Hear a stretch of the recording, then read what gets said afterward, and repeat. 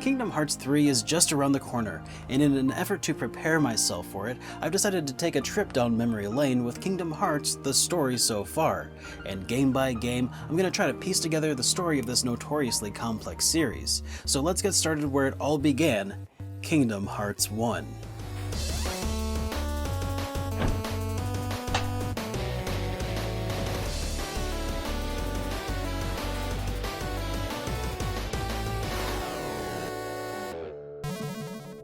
Kingdom Hearts is an action RPG that was originally released on the PlayStation 2 in 2002. The game is unique for its inclusion of major Disney and Square Enix characters and allowing the player to explore the worlds featured in several Disney animated features and interact with the stories as they play out. The game begins with our hero, Sora, spending some time on an island hideout with his friends Kairi and Riku. The trio are gathering supplies and building a raft upon which they plan to go exploring the world. After preparations are made, everybody goes home for the night. However, Sora wakes up to a storm brewing in the middle of the night. Fearing for the raft and his supplies, he returns to the island to find that things are worse than he expected. Black beings called Heartless have swarmed the island, and in a whirlwind of strange events surrounding Kairi and Riku, Sora finds himself alone, stranded in another world.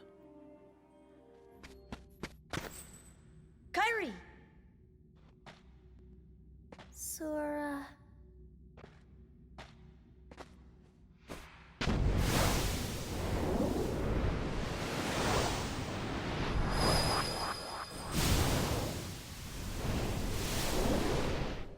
However, in typical Disney movie fashion, it isn't long until Sora bumps into some friendly faces. Donald and Goofy, at the behest of King Mickey, are searching for someone called a Keyblade Master. As luck would have it, Sora has recently discovered that he controls a Keyblade, and the three agree to travel together to different worlds searching for King Mickey, Sora's friends, and seal away the creeping darkness using the Keyblade along the way. Or at least that's the basic gist of things.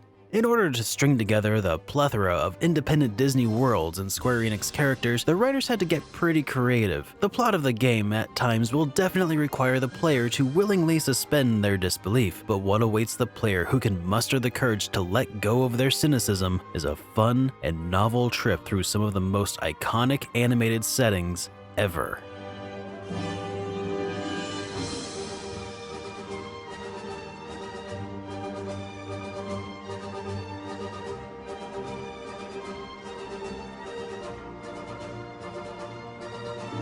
The smaller stories of each of the Disney worlds that you visit throughout the game are like snapshots from small segments of Disney's larger films, and don't retell the entire stories from those movies. Instead, typically when Sora arrives, they'll find ways in which the Heartless are affecting the Disney world, preventing the stories from playing out correctly. Sora and friends then take it upon themselves to team up with the world's protagonist, remove the offending Heartless invasion, and allow the story to resolve unhindered by the Heartless. Because the stories all sort of followed these smaller arcs from the movie scripts as closely as they could, most of what happened within these worlds was pretty predictable after the first few worlds had played out. So, the smaller stories are rarely going to be the larger draw for the player. Rather, exploring the worlds and fighting alongside your Disney heroes is the cool factor for the majority of the game. The overarching story of Kingdom Hearts, though, while a lot more interesting at times, is also a lot harder to follow. It plays out more like a mystery, raising questions while only rarely providing answers. And in my opinion, when those answers eventually do start to trickle in, they rarely feel like answers. But it's your heart they really want, because you wield the Keyblade. I'm so glad that you're okay, Kairi.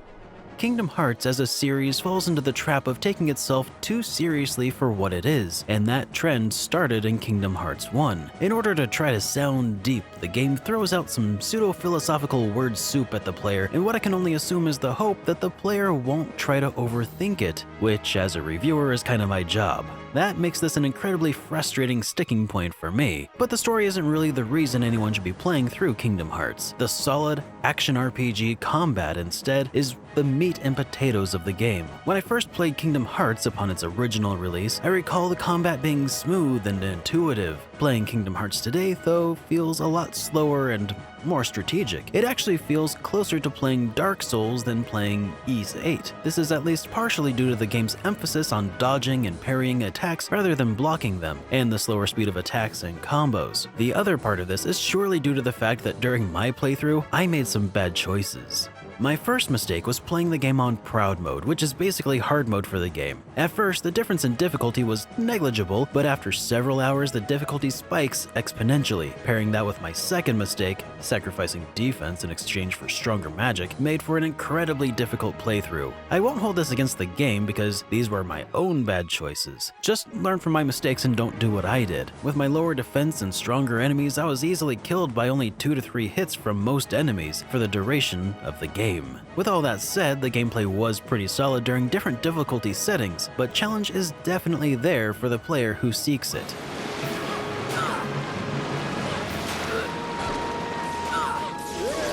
Not very tasty. Ha! That's worth being pretty.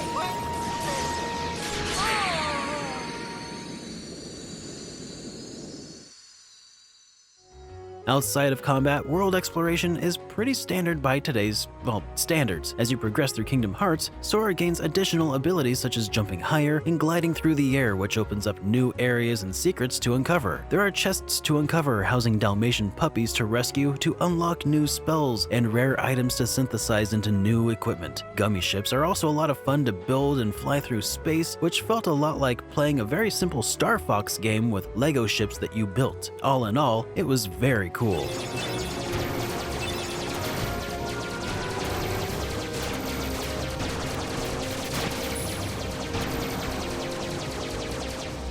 The worlds featured within Kingdom Hearts are another high point for the game. My favorite worlds from Kingdom Hearts were those of Halloween Town from The Nightmare Before Christmas and Agrabah from Aladdin. The less enjoyable worlds only stood out because of how great it was to get to explore fully realized polygonal representations of the movies I grew up watching. Most worlds felt faithful to the original works, with few exceptions. The inside of Monstro from Pinocchio, for instance, didn't feel much like any scene from Pinocchio that I had ever seen before, and the maze-like layout was tedious to navigate.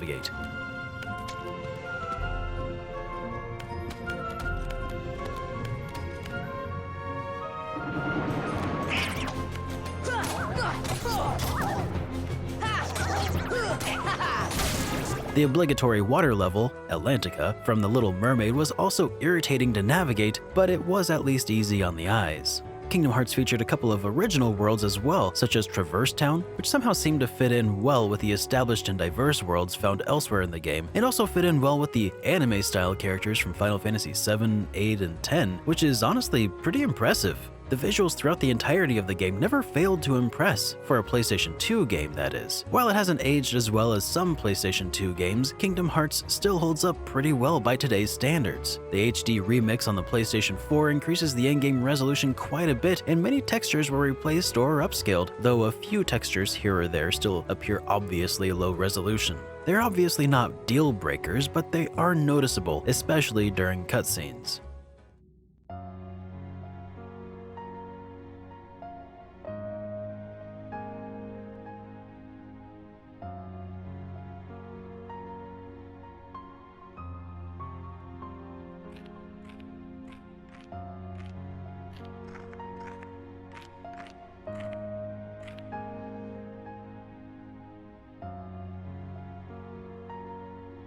Musically, Kingdom Hearts is fantastic. The game features plenty of closely guarded music from Disney movies, which I've opted not to include in this review for reasons you can probably infer. Square Enix has also included original compositions by Yoko Shimomura that have become equally iconic in their own right over the last 15 years or so. None of the music in the game fell flat, and the soundtrack for the game would probably be in my rotation if it weren't so darned expensive. Fortunately, the story so far was just released for a cool $40, making the overall collection of games by far the least expensive way to experience the story of Kingdom Hearts up to this point. When I first played Kingdom Hearts back when it was originally released, the game became the standard against which I held other action RPGs. It raised the bar in both terms of its storytelling and fluidity of combat. And while it's been about 15 years, the game is starting to show signs of its age, it's still a completely enjoyable experience from start to finish. And that's why the game has easily earned itself a spot in the game collection. For alternate recommendations, I would recommend you check out Dark Cloud 2, which eventually succeeded Kingdom Hearts as my favorite action RPG on the PlayStation 2. Or, for a more modern recommendation, definitely check out my review of Ys 8.